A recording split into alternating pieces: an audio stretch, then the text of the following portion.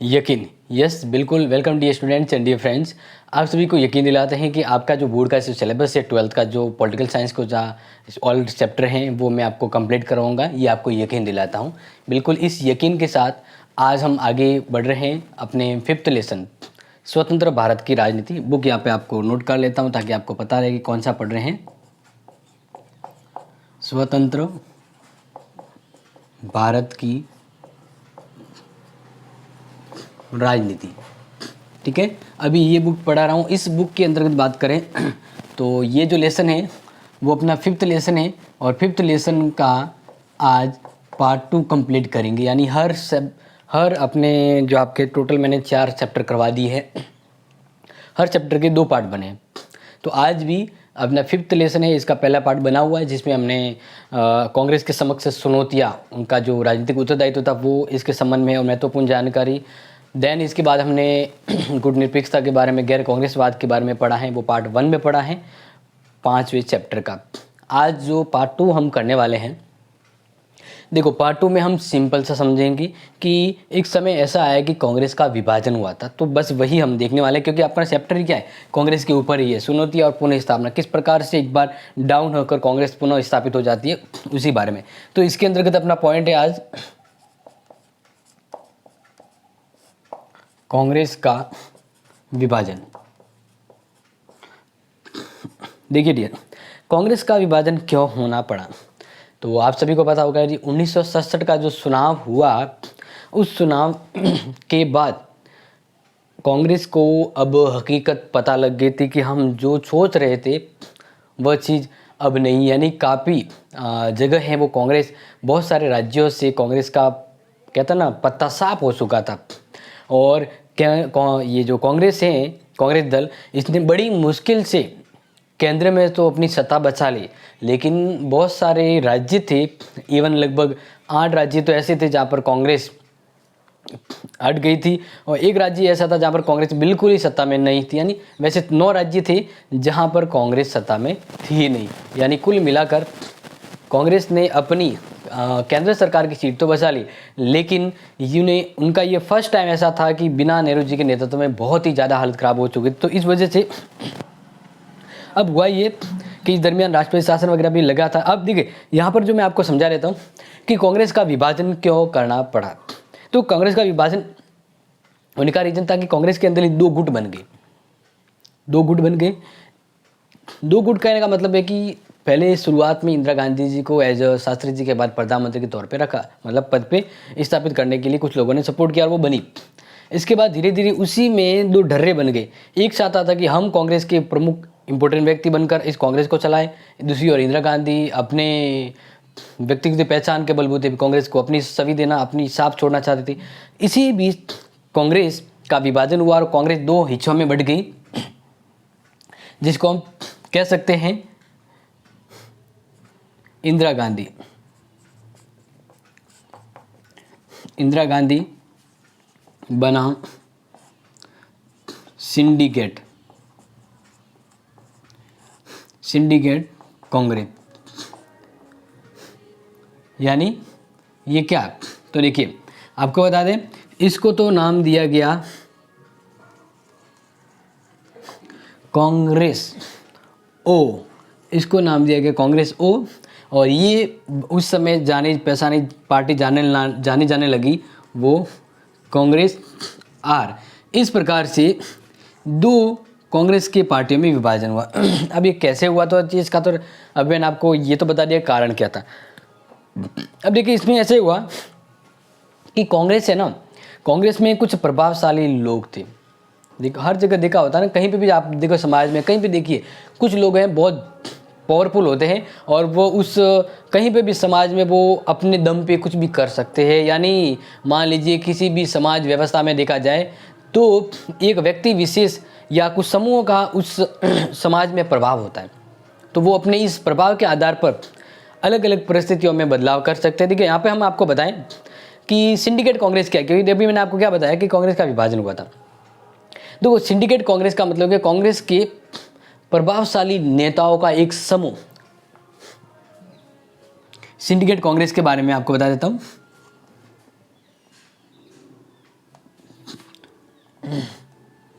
ठीक है, यहाँ पर ये लिख रहा हूँ, कांग्रेस के अंदर ही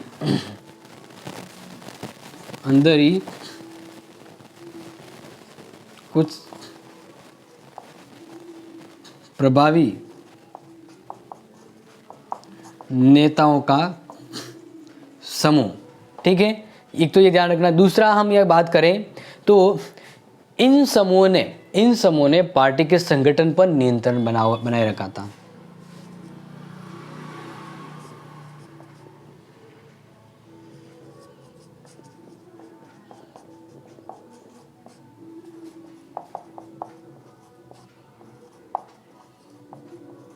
अपना नेतृत्व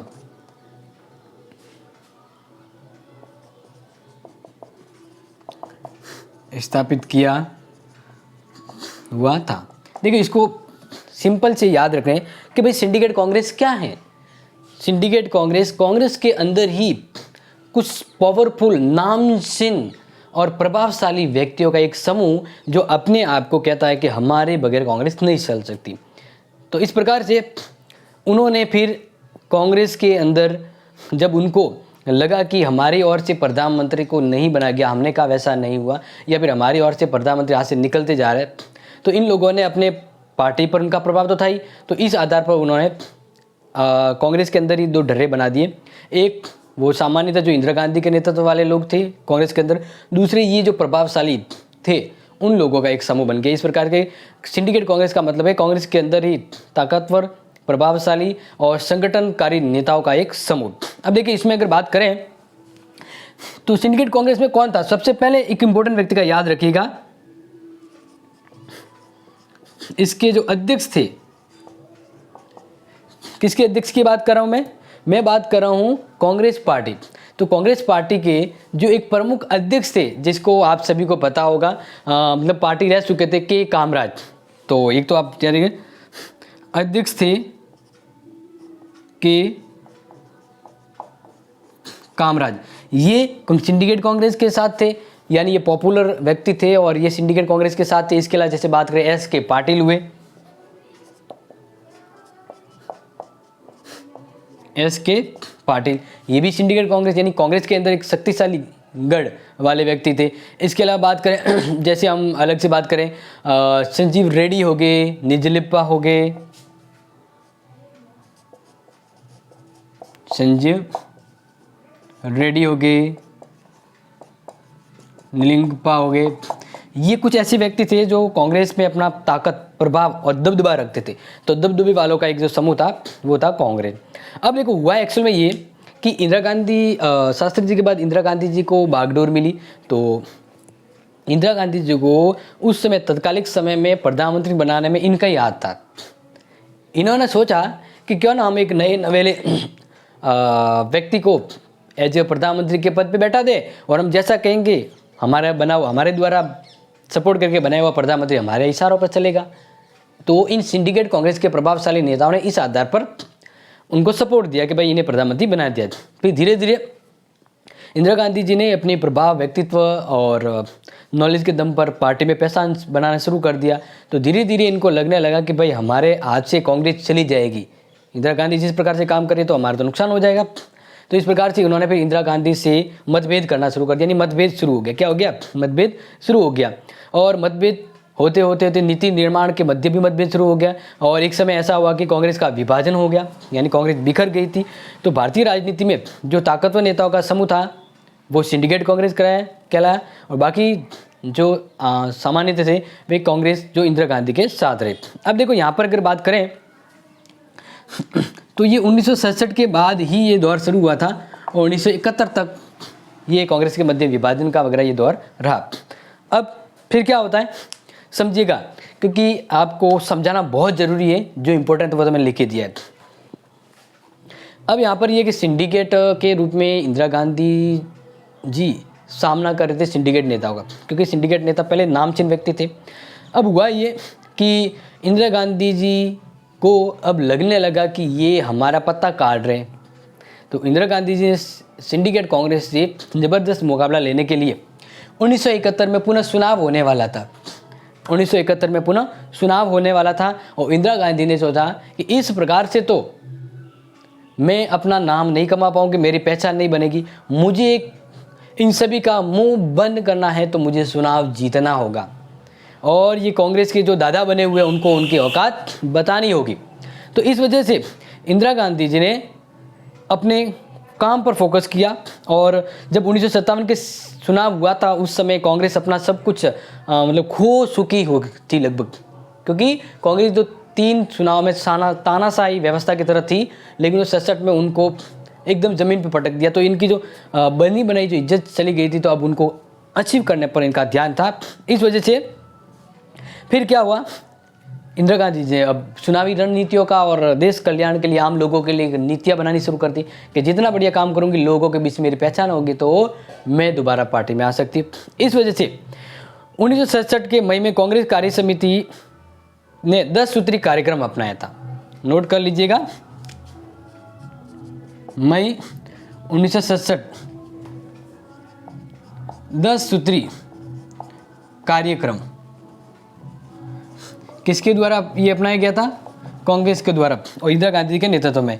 इनके तहत इंदिरा गांधी जी अपने कार्य के दौरान आम जन में एक पहचान बनाना चाहती थी। तो इनके अंदर जो जरूरी था वो था बैंकों पर सामाजिक नियंत्रण, आम बीमा में राष्ट्रीयकरण, नोट कर लीजिएगा। इसके अलावा शहरी संपदा और आय का परिसीमन और साथ ही साथ खाद्यान्न, मान लीजिए जो खाद्यान्न जो क्षेत्र है उसमें सरकारी नियंत्रण हो या सरकारी व्यवस्था में नियंत्रण के साथ वितरण हो, भूमि सुधार किया जाए, ग्रामीण गरीबों में भूखंड आवास है उसके अंतर्गत जो कमियां हैं उसको दूर किया जाए। इस प्रकार से यहाँ पर कांग्रेस के अंदर ही विभाजन के बाद इंदिरा गांधी ने 10 सूत्री कार्यक्रम के तौर अपनी पहचान बनानी शुरू कर दी। अब देखो हुआ ये कि 1967 से इन्होंने कार्यक्रम किया था। अब इसी दरमियान राष्ट्रपति का चुनाव भी आ गया था। किसका चुनाव आया?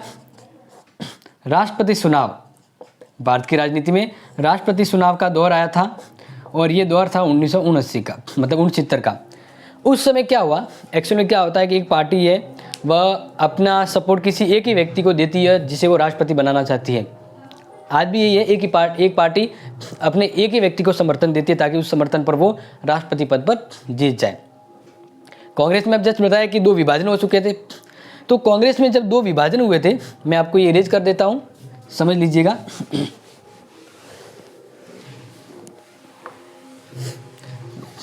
अब जब हम बात करते हैं कि 1979 में जब राष्ट्रपति जी का चुनाव हो रहा था राष्ट्रपति पद के लिए, उस समय कांग्रेस विभाजित हो चुकी थी। तो कांग्रेस के अंतर्गत एक खुद कांग्रेस की पार्टी के द्वारा तो किस व्यक्ति को सपोर्ट दिया गया? संजीव रेड्डी जी को, डॉक्टर संजीव रेड्डी। डॉक्टर संजीव रेड्डी को कांग्रेस ने अपना समर्थन दिया कि आप, यानी इनके राष्ट्रपति बनने के पीछे कांग्रेस ने समर्थन दिया। ठीक है, अब कांग्रेस के अंदर ये इंदिरा गांधी जी को पसंद नहीं आया कि आप इनको क्यों राष्ट्रपति पद के लिए उम्मीदवार के रूप में घोषित कर रहे हैं और क्यों आप कांग्रेस की ओर से घोषित कर रहे हैं। तो जब ये इंदिरा गांधी की बात नहीं मानेगी, इंदिरा गांधी को दरकिनार कर दिया गया। तो फिर क्या हुआ, इंदिरा गांधी जी की कांग्रेस के बाकी टॉप नेताओं के साथ अनबन हो गई। अनबन होने के बाद इंदिरा गांधी ने कहा कि मैं भी हार नहीं मानूंगी। तुम लोगों ने नहीं, कांग्रेस की ओर से तुमने नीरम संजीव रेड्डी को राष्ट्रपति पद के लिए घोषित किया है उम्मीदवार के रूप में, तो इंदिरा गांधी का मैं भी हार नहीं मानूंगी। इन्होंने तत्कालीन उपराष्ट्रपति थे उस समय तत्कालीन उपराष्ट्रपति थे वी गिरी। कौन थे? वी गिरी थे। ठीक है, तो वी गिरी को इंदिरा गांधी जी ने अप्रत्यक्ष समर्थन दिया। कांग्रेस की थी इंदिरा गांधी, लेकिन इंदिरा गांधी जी ने अप्रत्यक्ष रूप से, यानी सामने होकर तो नहीं दे सकते। क्यों नहीं दे सकते आपको पता होगा। इंदिरा गांधी जी वी गिरी को राष्ट्रपति पद के उम्मीदवार के रूप में इनडायरेक्टली सपोर्ट कर रहे थे। डायरेक्टली क्यों नहीं, क्योंकि डायरेक्टली तो एक पार्टी से एक ही व्यक्ति को सपोर्ट दिया जाता है। तो जब इंदिरा गांधी जी वी गिरी को राष्ट्रपति पद के लिए सपोर्ट कर रहे थे, तो फिर क्या हुआ बताएं। तो इंदिरा गांधी जी की इस कार्य की वजह से कुछ प्रभावशाली जो सिंडिकेट नेता थे, उन्होंने इंदिरा गांधी को कांग्रेस से बर्खास्त कर दिया, उनकी सदस्यता समाप्त कर दी। उसी इंदिरा गांधी ने उस समय कहा कि आपको अपने मन की आवाज़ से जो सही लगता है उसी की ओर आप जाएंगे, उसी को वोट देंगे। इस प्रकार से इंदिरा गांधी जी के इस प्रभावशाली उद्बोधन के साथ जब ये राष्ट्रपति का जब चुनाव हुआ ना, किसका, राष्ट्रपति जी का जो चुनाव हुआ, उस चुनाव में बहुत ही बेमिसाल तरीके से अगर हम बात करें, बेमिसाल तरीके से कौन जीते, वी गिरी जीते। कौन जीते, वी गिरी। तो ये बहुत ही एकदम कहते हैं ना अच्छा एक डिसीजन रहा कि राष्ट्रपति पद के लिए जो इंदिरा गांधी जी ने कहा उसी ही जीत का चेहरा पहनाया गया, यानी वही जीते। और इंदिरा गांधी का अपनी पार्टी के रूप में अस्तित्व रखने के लिए इंदिरा गांधी ने कहा कि यही असली कांग्रेस है। उन्होंने कहा यही असली। देखिए कुछ लोग पूछ सकते हैं कि भाई ओ का मतलब क्या है, कांग्रेस ओ का मतलब होता है ऑर्गेनाइजेशन,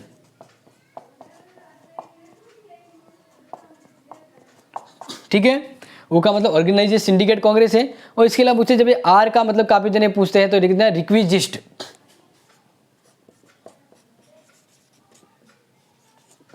क्योंकि आपके एग्जाम में आ सकता है कि भाई कांग्रेस आर का मतलब क्या है, तो आप सभी को ये पता होना चाहिए, ठीक है ना, अन्यथा फिर गलत हो सकता है क्वेश्चन।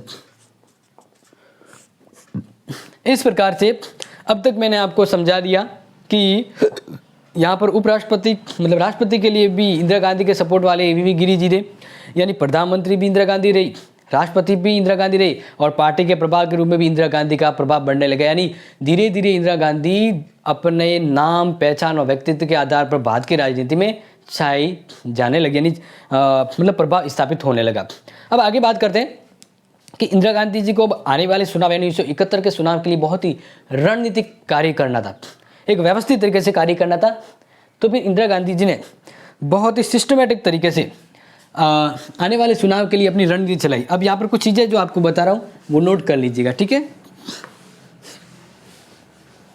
अब क्या था कि 1971 का मतलब जो चुनाव होने वाला था उसमें उसके विपक्ष में एक तो था कांग्रेस की विपक्ष पार्टियां जो सभी थी, वो एक सिंडिकेट कांग्रेस, और एक और थी इंदिरा गांधी जो अपनी खुद की पार्टी के दम पर मतलब खुद के अस्तित्व के दम पर अपनी पार्टी में स्थापित होना चाहती थी और प्रधानमंत्री के लिए संघर्ष कर रही थी। यानी उधर दो ताकत थी, उधर एक ताकत, दोनों के मध्य 1971 का ये चुनाव है जो होने वाला था। अब यहाँ पर अगर देखा जाए तो इंदिरा गांधी जी ने अपने इस रहते 1967 से 71 तक रहते में प्रीवी पर्स की समाप्ति की थी।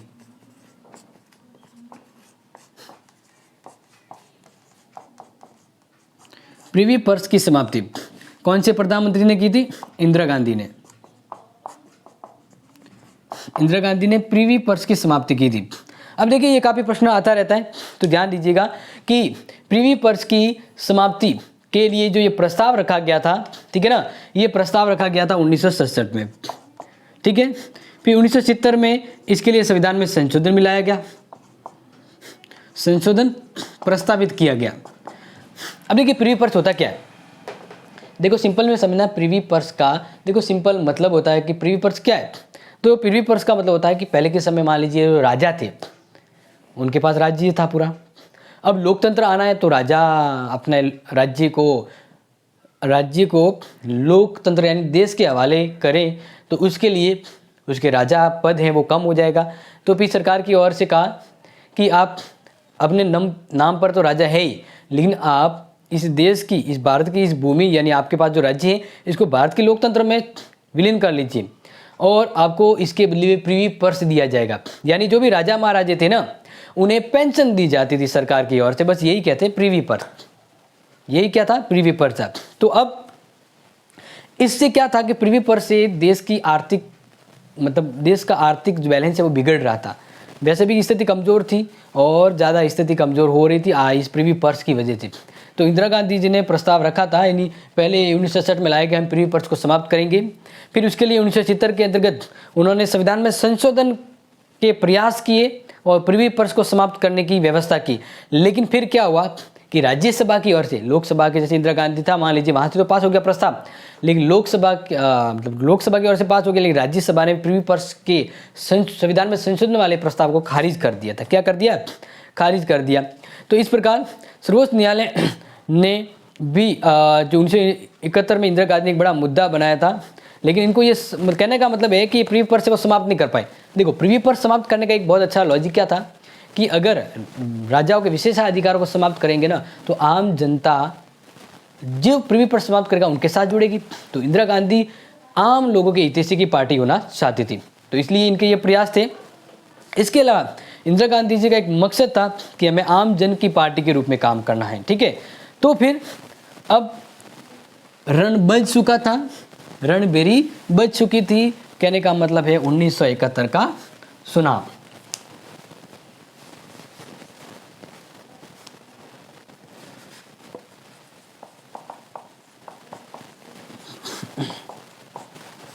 अब हम बात करें 1971 की, 1971 का चुनाव, और चुनाव के बाद कांग्रेस ने जोरदार कमबैक किया, यानी हम पॉइंट लिखेंगे कांग्रेस की पुनर्स्थापना। क्योंकि 1967 में तो आपको मैंने क्या कहा था, 1967 के आसपास तो लगभग कांग्रेस केंद्र में तो आ गई थी, लेकिन बहुत सारे राज्यों, लगभग 9 राज्यों में कांग्रेस अपनी सत्ता खो बैठी थी। तो इस वजह से कांग्रेस का अस्तित्व कमजोर हो चुका था। लेकिन 1971 के चुनाव में कांग्रेस ने एक बार यूं पुनः बैक, यानी कहता ना, एक बार पुनः कम बैक किया कि जो कांग्रेस की आलोचना करने वाले थे उन्हें देखते रह गए। अब रणबेरी बच चुकी थी, 1970 में लोकसभा है वो भंग हो चुकी थी, क्योंकि 1971 में चुनाव होना होता है। तो लोकसभा के लिए 5वां चुनाव था जो फरवरी में होने वाला था। 1971 का चुनाव है वो फरवरी माह में होने वाला था, ठीक है ना। कब होने वाला था? फरवरी में होने वाला था। और इसके लिए ध्यान रखिएगा, यानी फरवरी जो बात करें ना, फेब 71, यानी 1971 में ये चुनाव होने वाला था। और इसके लिए दोनों पक्ष, इसके लिए देखो क्या सिस्टम था मैं आपको बताऊं। एक और तो थी इंदिरा गांधी, क्या थी? इंदिरा गांधी। और इसके विरोध में एक तो थी कांग्रेस की ही दूसरी, कांग्रेस के अंदर की ही पार्टी जो इनसे बिछड़ चुकी थी या इनका विरोध करी थी, सिंडिकेट कांग्रेस, यानी हम कह सकते हैं कांग्रेस ओ, इंदिरा गांधी कांग्रेस आर। इसके अलावा कांग्रेस के सामने, यानी इंदिरा गांधी जी के सामने चुनाव में एक और जबरदस्त मोर्चा था, विपक्षी मोर्चा, विपक्षी दलों का मोर्चा, ठीक है। इस प्रकार से अब इंदिरा गांधी को इन दोनों ही ताकतों के साथ लड़ना था। अब देखो ये जो चुनाव था ना, इस चुनाव के अंतर्गत विपक्षी दलों ने, विपक्ष में जितने भी दल थे ना, उन सभी ने मिलकर एक अपनी महागठबंधन बनाया। क्या बनाया? महागठबंधन। विपक्षी दलों ने, यानी कांग्रेस के अलावा जितने भी दल थे, उन्होंने सोचा कि अब कांग्रेस को कैसे भी हराना है। तो सभी विपक्षी दलों ने अपना एक बड़ा महागठबंधन बनाया, जिसे महागठबंधन को इंग्लिश में कहते हैं ग्रेट अलायंस। क्या कहते हैं? ग्रेट अलायंस बनाया। अब देखिए ग्रेट अलायंस की अगर बात करें तो ग्रेट अलायंस के अंदर बहुत सारी पार्टियां थी, लगभग मान लीजिए 7 के आसपास पार्टी थी, जिसमें देखिए मैं कुछ एक आपको अपने नाम भी बता देता हूं, जैसे एसएसपी, पार्टियों के नाम बता रहा हूं, ठीक है ना। एसएसपी, पीएसपी, जो अलग अलग पार्टियां थी जो महागठबंधन, भारतीय जनसंघ, नोट कर लीजिएगा, भारतीय जनसंघ हुआ। इसके अलावा जैसे पार्टी थी स्वतंत्र पार्टी, ये इसलिए मैं लिखवा रहा हूं क्योंकि जरूरी एग्जाम में आएगा, आप नोट कर लीजिएगा। भारतीय क्रांतिकारी दल, भारतीय क्रांतिकारी दल, देख लीजिए 1 2 3 4 5, लगभग 5-6 ऐसे दल थे जो कांग्रेस को, यानी इनका मकसद था कि कांग्रेस को हराना।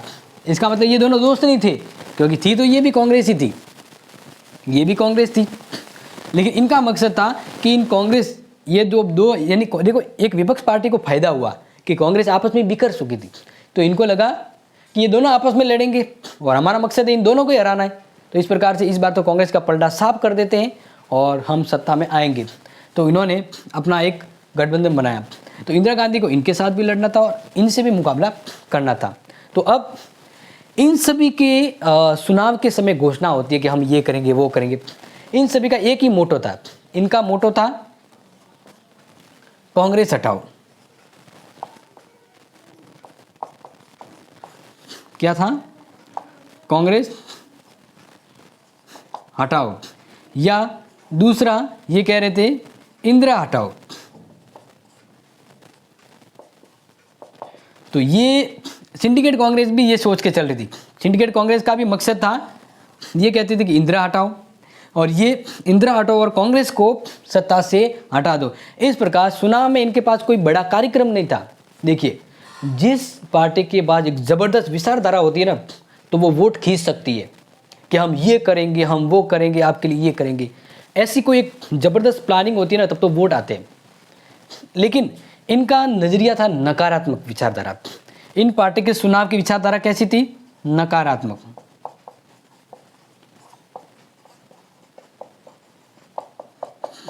इन पार्टी की विचारधारा थी नकारात्मक कि भाई इंदिरा को नहीं लाना है, इंदिरा गांधी जी को नहीं लाना, बस ये सोच के ये लोगों के मध्य चुनाव में आ गए। लेकिन इंदिरा गांधी ने एक बहुत ही मैजिकल नारा दिया था। विपक्ष के द्वारा तो इंदिरा हटाओ, कांग्रेस हटाओ का नारा था, और इनकी कोई बड़ी योजना नहीं थी कि भाई जिससे लोग आकर्षित होता है। लेकिन इंदिरा गांधी ने बहुत ही मैजिकल नारा दिया था। इंदिरा गांधी जी ने एक ज़बरदस्त नारा दिया, यस आपके दिमाग में आ गया होगा, गरीबी हटाओ। क्या हटाओ? गरीबी हटाओ। इसी ज़बरदस्त नारे के साथ आम जनता के दिल में जगह बन गई, और लोगों को यही चाहिए कि इस समय गरीबी बहुत ज़्यादा थी। इंदिरा गांधी ने इनसे ज़्यादा गरीबी हटाओ पर फोकस दिया, और फिर चुनाव हो चुका शुरू। इंदिरा गांधी जी ने बहुत ही सही नीति अपनाई, सिर्फ गरीबी हटाओ नहीं था। इसके अलावा जैसे मैं बात करूं तो इंदिरा गांधी ने भू माफियाओं का जो राज था उसको समाप्त करने, शहरी संपदा का परिसीमन करने, आय और अवसरों की समानता करने, इसके अलावा समानता, ठीक है ना, ये आप नोट कर लेना, समानता किस बारे में? आय की। इसके अलावा प्रीवी पर की समाप्ति। तो इंदिरा गांधी के ये टॉप इम्पोर्टेंट कार्य थे जो चुनाव के समय लोगों के मध्य पहचान के तौर पे पहुंचाने थे, और लोगों ने बिल्कुल इनकी इन्हीं आवाज़ों को सुना। और जब इलेक्शन हुआ, इलेक्शन के बाद रिजल्ट आता है। क्या आता है? रिजल्ट। तो एक बार ये आपने नोट कर लिया होगा, मैं यहाँ पर रिजल्ट बता देता हूँ, यानी चुनाव में क्या रिजल्ट रहा, ठीक है ना। 1971 का चुनाव परिणाम, ठीक है। अब यहाँ पर मैं आपको परिणाम बता देता हूँ। अब एक और हम बात करते हैं इंदिरा गांधी जी का कि इंदिरा गांधी जी को खतरनाक पार्टी से लड़ना था। एक थी सिंडिकेट कांग्रेस, और एक था ग्रेट अलायंस यानी महागठबंधन। तीनों अपने अपने दल पर प्रभावशाली सत्ता में आ रहे थे, और आपको पता है पार्टी वही सरकार वही बनाती है जो बहुमत में होती है।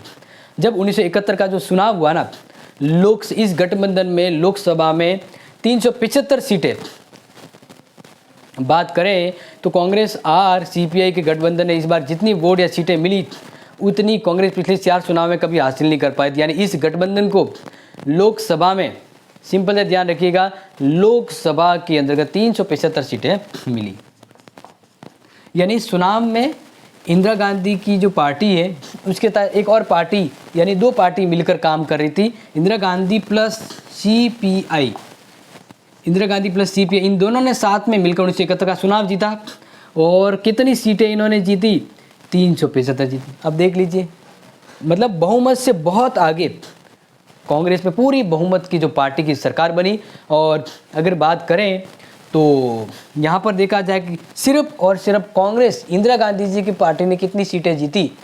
तो वो जीती थी 352 सीटें अकेली कांग्रेस ने जीती थी। इसके अलावा अब बात करें कांग्रेस ओ यानी ए, जो इंदिरा गांधी जी को हटाने और पूरी तरह से ताकतवर लोगों की, दादागिरी लोगों की, ये कांग्रेस की पार्टी के कुछ लोगों के ने अपनी पार्टी बनाई थी, और ये चुनाव में आए थे, ठीक है। तो इंदिरा गांधी जितने वोट मिले, इसका 100 वोट भी नहीं मिला। यानी सिंडिकेट को सिर्फ और सिर्फ कितने वोट मिले, सीटें मिली? 16 सीटें मिली। यानी पलड़ा ही साफ हो गया एकदम। कांग्रेस इंदिरा गांधी के सामने ताकतवर लोगों का एक समूह था, वो पूरा ही बैठ गया।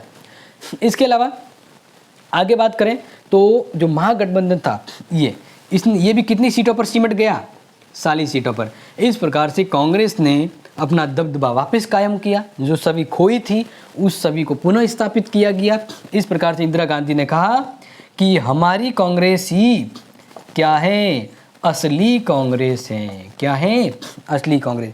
इस प्रकार से इंदिरा गांधी ने रिजल्ट में फर्स्ट, सेकंड, थर्ड तीनों ही सत पे पटक दिया उन बाकी विपक्ष को, और तीनों ही गद्दी बहन, तीनों ही सीटों पर कांग्रेस का राज रहा। जैसे कि आपको इस फोटो में दिख ही रहा होगा, फर्स्ट विनर कौन है? इंदिरा गांधी। सेकंड में कौन है? इंदिरा गांधी। थर्ड में कौन है? इंदिरा गांधी। और विपक्ष वाले इधर मुंह देख रहे हैं।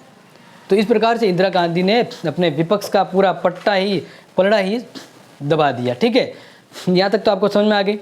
अब देखिए आगे बात करते हैं। 1971 के चुनाव के तुरंत बाद ही क्या हुआ था कि भारत और पाकिस्तान के मध्य झगड़ा हुआ था, विवाद बांग्लादेश की वजह से। तो थोड़ा सा ये अपना टॉपिक है, तो ये भी देख लीजिए। यहाँ पर तो आप समझ चुके होंगे।